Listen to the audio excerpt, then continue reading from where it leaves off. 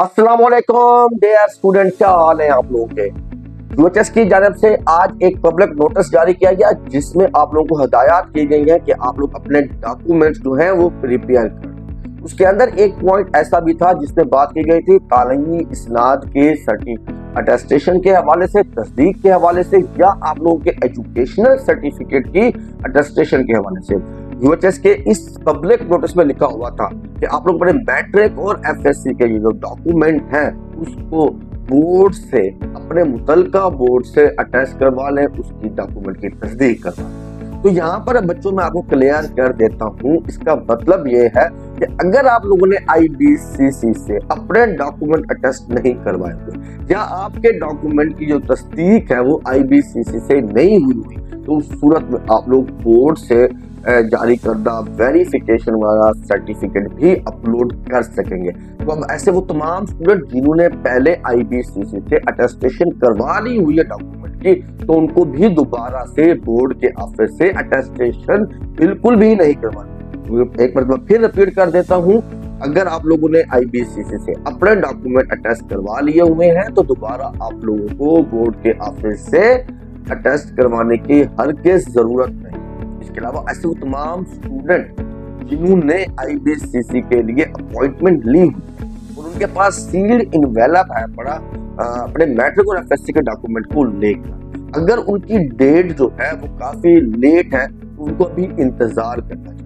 अगर यूएचएस की डेट पहले आ जाती है और उनको लगता है कि मेरे डॉक्यूमेंट हैं यूएचएस की क्लोजिंग डेट से पहले पहले आईबीसीसी से अटेस्ट नहीं हो सकते, तो उस सूरत में उसे क्या करना चाहिए? उस सूरत में उस स्टूडेंट को चाहिए कि अपने डॉक्यूमेंट की सील ओपन कर ले, सील उसकी ओपन कर उस डॉक्यूमेंट की पिक्चर बनाए और वही डॉक्यूमेंट अपलोड कर दे। उसके बाद अगर उसके पास आईबीसीसी की जो अपॉइंटमेंट डेट जो उसने पहले दी हुई थी उसको रहने दे और फिर दोबारा वापस चला जाए बोर्ड के ऑफिस और वहां पर जाकर दोबारा अपने डॉक्यूमेंट की वेरिफिकेशन करवाए और एक सील इनवेलप लेकर आए।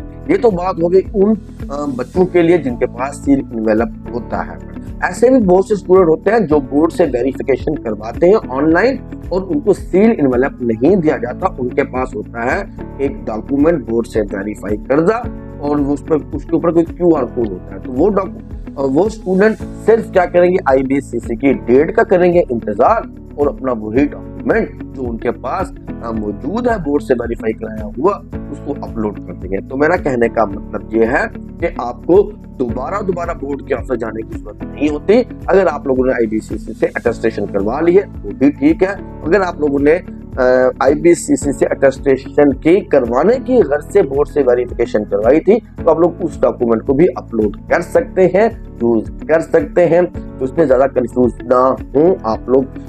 इसके अलावा स्टूडेंट का एक और भी सवाल था, वो सवाल ये था कि यूएचएस ने अपने जब डॉक्यूमेंट को अपलोड करने की हिदायत लिखी थी उसके अंदर यूएचएस ने साफ साफ लिखा है कि आप लोगों ने अपने तमाम डॉक्यूमेंट ओरिजिनल अपलोड करने हैं।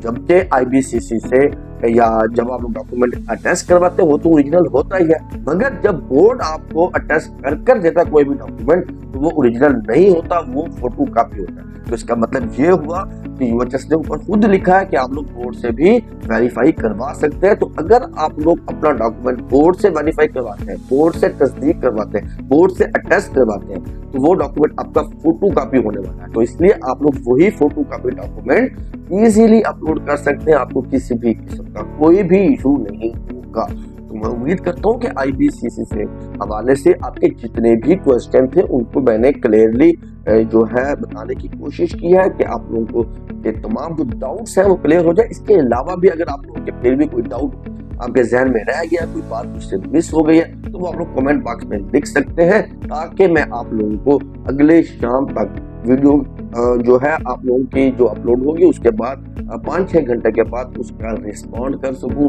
उसके ऊपर अपना दोबारा कोई और वीडियो बनाने की जरूरत होगी तो बना दूंगा। आप लोगों ने कमेंट बॉक्स में अपनी क्यूरी जरूर लिखनी है अगर आप कोई क्यूरी है तो। बच्चों के रखिएगा अपना बहुत सारा ख्याल, मिलते हैं हम नेक्स्ट वीडियो एक नई अपडेट के साथ। अल्लाह हाफिज।